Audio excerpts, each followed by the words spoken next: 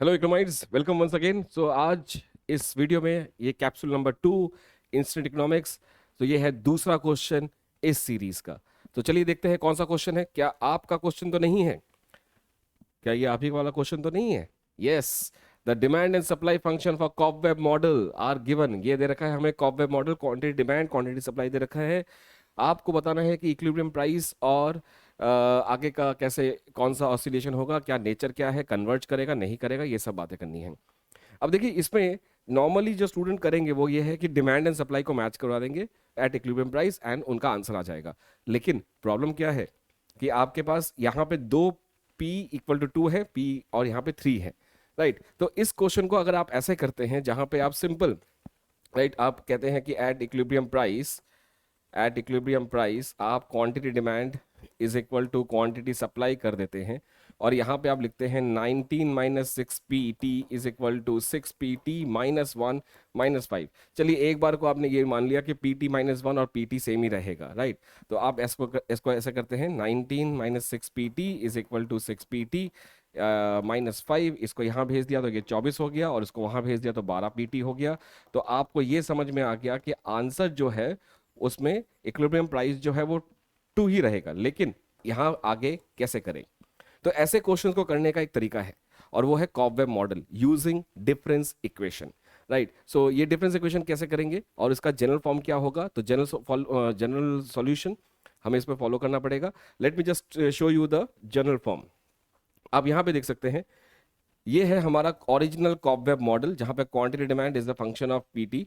Right, demand दे रखा है, क्वांटिटी डिमांड का ये है, मैंने लिया है यहाँ पे। आपको जो याद रखना है यहाँ से वो ये है कि डिमांड फंक्शन को हम कैसे डिफाइन करते हैं। ये ओरिजिनल डिमांड फंक्शन है जहां पे हमने लिखा है Q D T, right, is equal to alpha minus beta PT.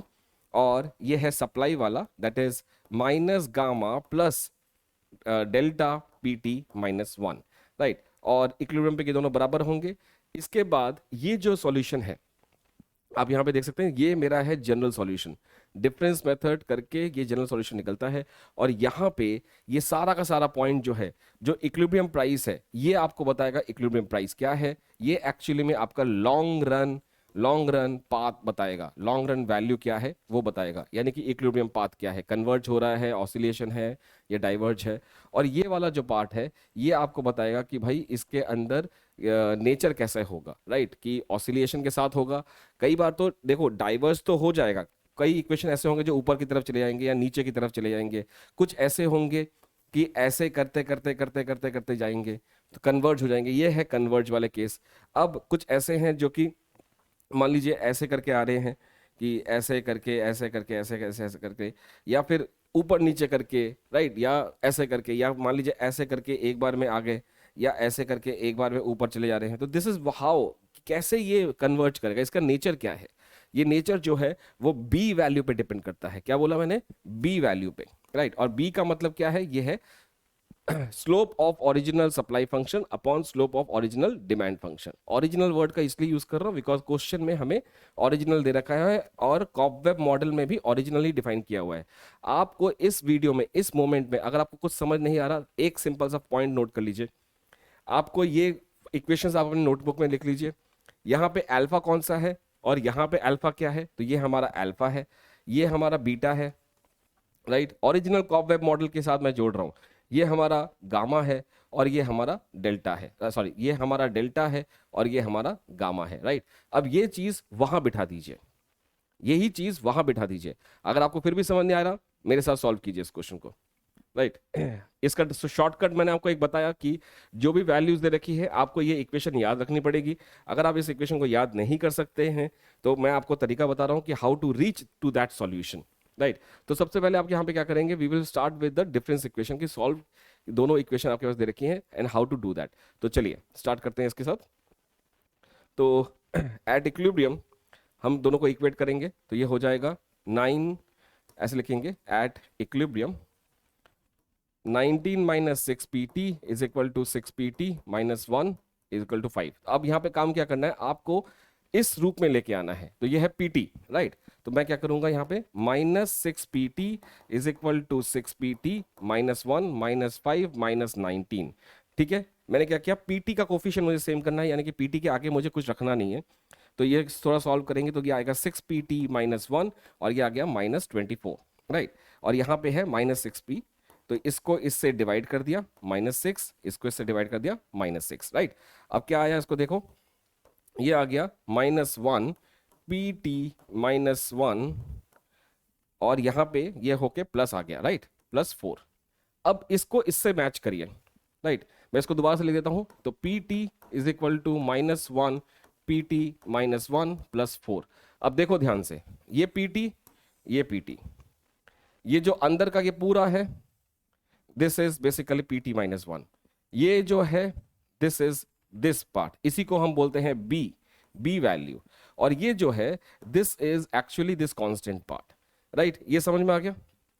अगर इतना समझ में आ गया तो आप यहां से क्या लेंगे, जो कि जनरल सॉल्यूशन है, और उसको हम यहाँ पे नेक्स्ट यहाँ पे बिठाएंगे इसको, राइट। तो जनरल सॉल्यूशन जो है वो है इसका ये yt is equal to y0, जो ये डिफरेंस इक्वेशन से मैं सॉल्व कर रहा हूं इसको, -a/1 - b t, और यहाँ पे this will be alpha plus beta, right. तो यहाँ पे आ जाएगा प्लस b, ओके, एक सेकंड, यहाँ पे it has to be bt, और that is the case plus a/1 - b, okay. So this is what your general solution is. Difference equation के जनरल सॉल्यूशन का ये मॉडल है, राइट। अब यहाँ पे आप देखिए a कौन सा है आपका, a जो है that is 4, this is your 4, और b जो है वो है -1 जो कि यहाँ पे है। अब यहाँ से yt is equal to y0, a कितना बताया वहां पे 4/1 - b कितना है -1, और ये हो गया, और b कितना है यहाँ पे -1, और a कितना है 4/1 - 1, ठीक है। अब यहां से आपको बाकी सब सोचने की जरूरत नहीं, सिर्फ आप इस चीज पे फोकस करेंगे, right. Let me take this to the next slide. इसी पार्ट को अच्छा यहीं पे कर लेता हूं मैं। सो यहाँ पे आपकी वैल्यू जो है वो है b की जो वैल्यू है वो है -1, एंड a की वैल्यू जो ये वाला कांस्टेंट है, ये वाला जो आया है that is 4/1, minus minus plus हो गया 1, दैट इज 4/2, और ये आ गया 2। तो ये है इसका लॉन्ग रन वैल्यू। सो ये इनमें से अगेन कोई एक आएगा। अब b की वैल्यू जो है दैट इज -1, यहां से आपको टेबल देखना पड़ेगा, दिस इज अ टेबल। तो आपकी b की जो वैल्यू आई है दैट इज -1, याद रखिएगा इस चीज को। और यहाँ पे आप देख सकते हैं जब b की वैल्यू अगर मॉड में है ये, तो this is the mod value of b, it is -1 का मॉड वैल्यू इज 1। सो यहाँ पे 1 आ गया, तो this is constant oscillation, that is constant amplitude and fluctuation and oscillation, right. तो यहाँ पे इट इज कांस्टेंट एम्पलीट्यूड का मतलब ये होगा, जो वेव्स हैं, ये वेव्स ऐसे ही रहेंगे, और ये वाला जो लॉन्ग रन है, this is the point where p is equal to 2, right, p bar is equal to 2। तो ये है इस क्वेश्चन का पूरा मकसद, राइट। तो आपको b की वैल्यू निकालनी पड़ेगी। आप इस क्वेश्चन को कॉबवेब मॉडल में ही फिट करके ही करना पड़ेगा, जहां पे आपके पास जितना तरीका मैंने आपको बताया, सबसे पहले ये याद होना चाहिए।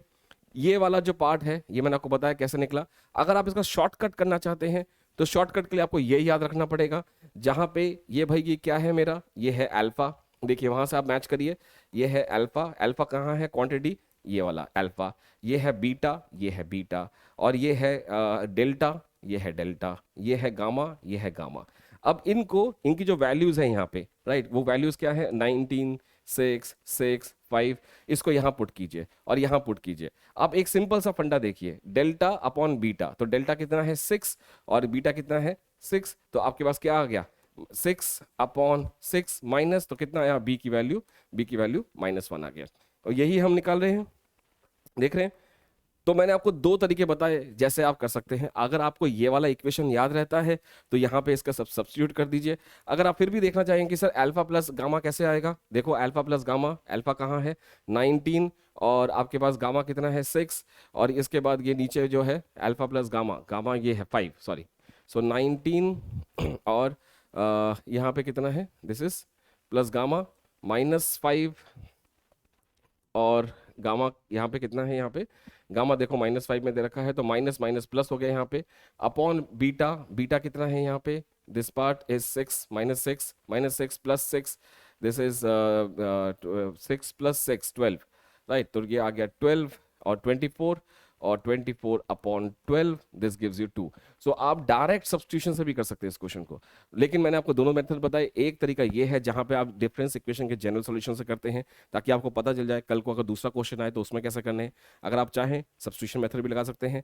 और लास्ट में फाइनली जो आपको डिस्कस करना है वो ये है कि भाई इसका नेचर कैसे होगा, ये है अगर b की वैल्यू अगर लेस देन 0 है तो ये रहेगा oscillating between positive and negative values. अगर b की वैल्यू ग्रेटर देन है तो नॉन ऑसिलेटिंग है, यानी कि सीधा ऊपर की तरफ जाएगा या नीचे की तरफ जाएगा। कन्वर्ज भी डाइवर्ज ही होगा ये। अगर बीटा की value mod beta value is equal to 1, constant amplitude, fluctuation oscillation चलेगा। और बीटा की वैल्यू अगर बीटा की वैल्यू 1 से ज्यादा है तो एक्सप्लोड करेगा, ये ऐसे जाएगा, डाइवर्जेंट चला जाएगा। अगर बीटा की वैल्यू मॉड में लेस देन 1 है तो ये move dampened and move towards convergence, तो ये ऐसे जाएगा, तो ये डैम्प हो जाएगा, ऐसे की तरफ जाएगा।